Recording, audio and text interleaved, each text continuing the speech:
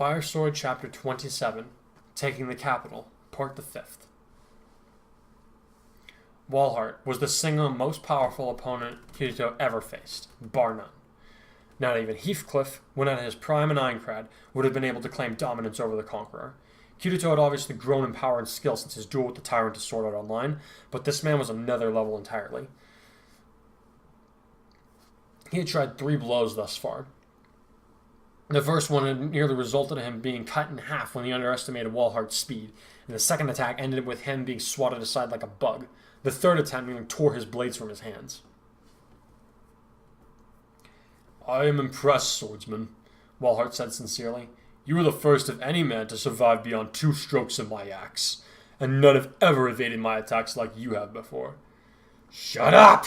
Kirito roared, wings flaring as he shot upwards towards the ceiling to gain altitude.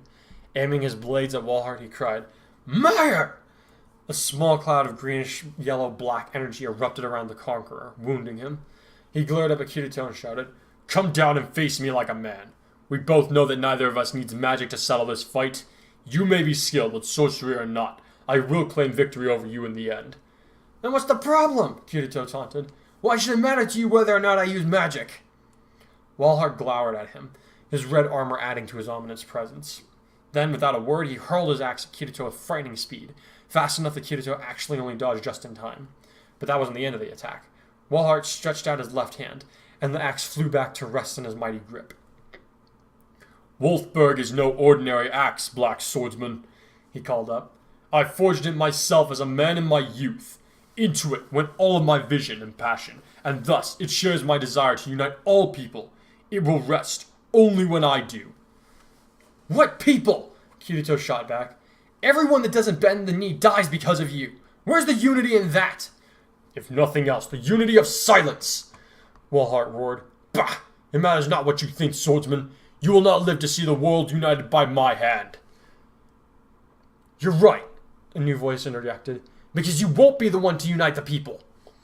Robin approached the 2 fighters with his sword in hand, followed by Lucina and Crom. Asuna also shot into the fray to float alongside her husband. Once they were gathered, Lucina declared, "I was raised on the tales of the shepherds' bravery and unity, and as I traveled with them, I seen that no legend could do their legacy justice.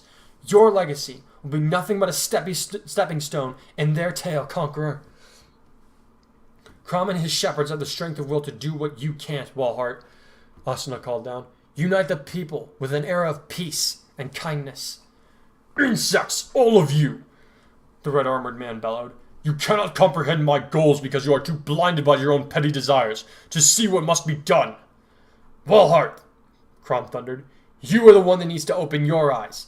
If you were truly as great as you claim, why do the people not follow you willingly, as they did my sister?" "Your sister?" Walhart's eyes burned at Crom. "She was nothing, boy. Her words were nothing. Her actions were nothing.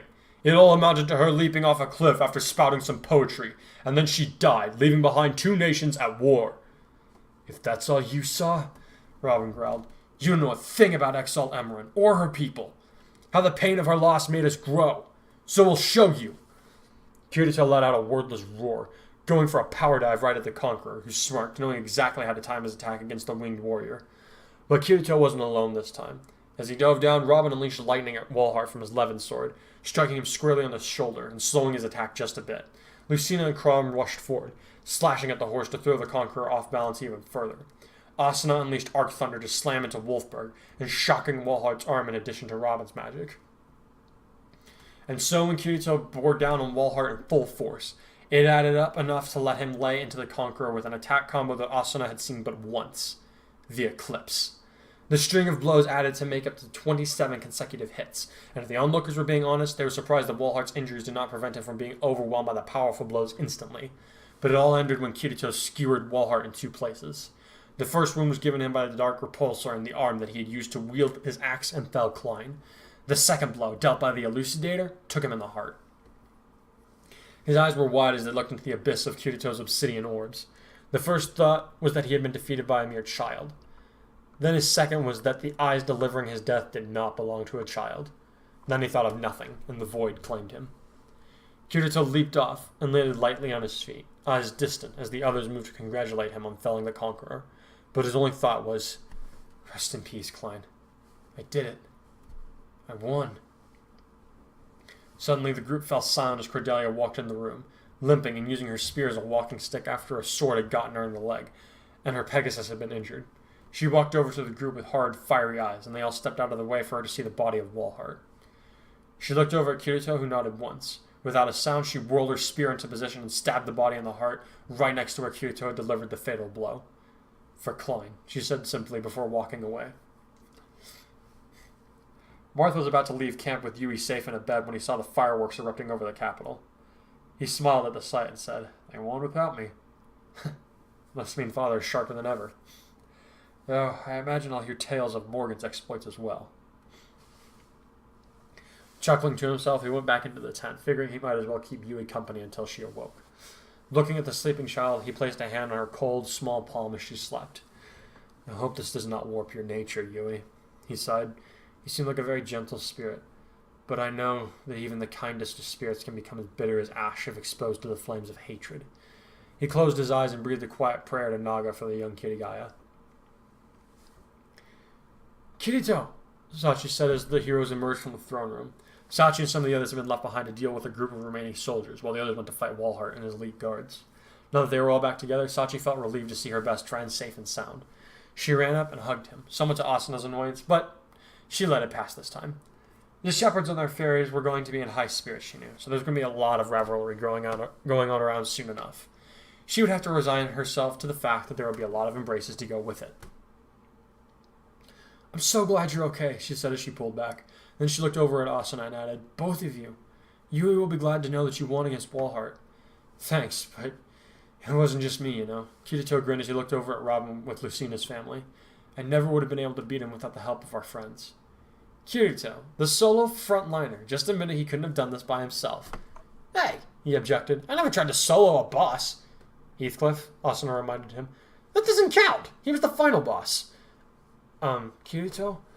Sinon's voice cut into the argument as she floated down to land beside them. "Huh?" he said, taken by surprise. "I just got back from taking one of our lancers to the medics," she said, "and I happened to notice that Yui was in the tent asleep. Marth was watching after her, so she should be fine, but I thought I'd let you know." "Oh, yeah, we heard about that before we went to fight Walhart." Kirito frowned. "What happened to her exactly?" "I can tell you the answer to that," Sachi said quietly, "but you probably won't like what I have to say."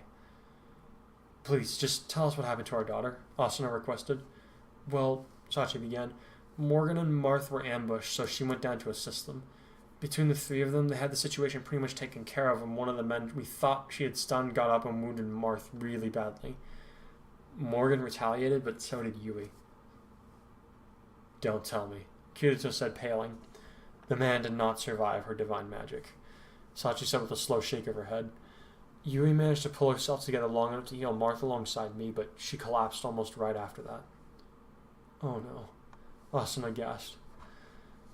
"Sounds like this battle isn't over yet," Kirito said, his voice and face grim. "Come on." And he took off on black wings, quickly followed by his wife.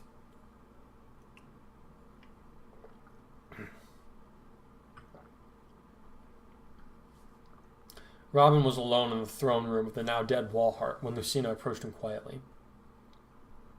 When she drew close enough, she said, "I'm glad that Sayri gave us Vert so willingly. With it, we are but one step away from averting your nightmare." "It seems hardly real," she murmured as she stood beside him. "The fact that we won?" He phrased the question as a joke, but she looked at him with serious eyes as she replied, "That, and the fairies of Alfheim, and the adventures we've all had together," she said quietly.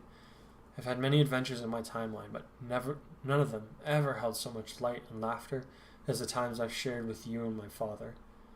Sometimes, in the few instances where I was able to truly rest, which were seldom, I would dream of having father back, going home to a castle that was whole, unbroken, bursting with liveliness." Her eyes glistened and she dashed her eyes before tears could fall. "Sorry, Robin, I didn't mean to go on like that." "Lucina, you may go on all you need to," Robin said with his most comforting smile. "The battle against Grima may loom, but for now, we have won. The shepherds are victorious. We have nothing to fear right now, so let us make the most of this time however we please. And if that means getting things off your chest or going and doing things that you never could before, then by all means, let us. The shepherds are victorious. She breathed, her eyes widening a bit. She looked up at him in the eye and said, in all my days, I never heard those words. Not once. Never? Robin repeated. No. Lucina shook her head. I have never known what it was to be victorious, only to be informed that we would be able to rest for the night because we had put enough distance between us and the enemy. Robin's face bore an expression that surprised Lucina when she finished speaking. There was shock, which she had expected, but he also looked heartbroken, which surprised her a great deal. Never before had anyone shown such an ability to hurt with her, as though they had been through the same hell as she. It amazed her that, without a word, Robin could show that he understood her so well. Letting instinct guide her, she put her arms around the man and kissed him softly, feeling his slim yet powerful arms go around her back. When she broke the contact, she leaned into his chest, feeling the soft fabric of his ever-present Grandmaster's robe, and taking in the scent of the man she loved. I've been thinking, Robin said quietly. Isn't that your job? Lucina teased him, a bit to his surprise. Did you just crack a joke, lady of mine? He asked. I think so, she giggled. But you were saying? Huh? Oh, yes, I remember, he grinned. When we return home, I know Crom is planning on legally adopting you as his daughter. I was thinking of doing the same with Martha and Morgan. Oh? She said quietly. Yes, but there's a slight hiccup, he said, and she felt his heart rate accelerate. Elysian law does not allow adoption unless the child can be adopted into a family with a mother and a father already present. Lucina felt her own heart rate accelerate greatly as she started to see what he was getting at. I'm sure my father could make an exception for you, she said, deliberately misunderstanding the blonde tactician, as a wide smile broke out on her face. You'd make an excellent father, Robin. A father is only as good as the mother that helps him in raising his children, Robin replied, his heartbeat thundering in her ears. So for once, I will cease to engage in subterfuge and get straight to the point. His heartbeat left her ears and he lowered himself to one knee. Lucina, I'm far from perfect, but I would ask for the hand of the most perfect princess in all the world in marriage, if she would grant it to me. His voice a little unsteady, though his hazel eyes remained rock solid. Will you be my wife and a mother to Martha and Morgan, whom we both love dearly? The answer was not long in coming. Yes, I will. Whew, there it is, the end of the Volmius War arc. I remember there was like a lot of reviews for that chapter, and a lot of people were laughing about, I think that from the tone of it, it sounded like they were laughing, that I managed to close off a chapter without any kind of cliffhanger. Like, there's still a few things to wonder about, like, where's Agiel, where's Elizabeth? What are they going to do about Grima in the future? But, if I wanted to, I probably could have, done an epilogue after this, and that would have been the end of the story. But, of course, I wanted to finish the story and throw in a few extra things, mess with a little extra mystery stuff, which turned out to be a lot of fun.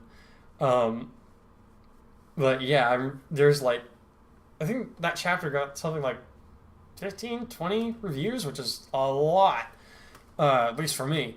And about half of them, if not more than that, were like, you didn't end on a cliffhanger.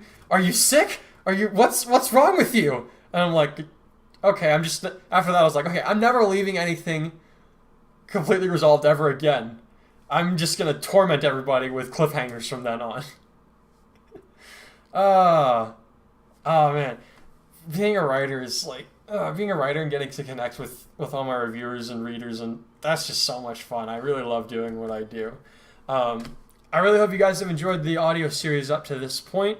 I'll be releasing the next chapter, which will continue the adventures of the Sword Art Online people and the Elysian Shepherds in a week, maybe two, if things get a little crazy. But thanks so much for watching. Please like and subscribe, share with your friends, and special thanks to Will Underwood, who is my biggest Patreon donator right now. I appreciate your help so much, man, and everybody else that supports me on Patreon. You guys supporting me like that means the world to me, and I will do my best to return your investment. Let's put it that way. So once again, thank you guys. Red Swordsman out.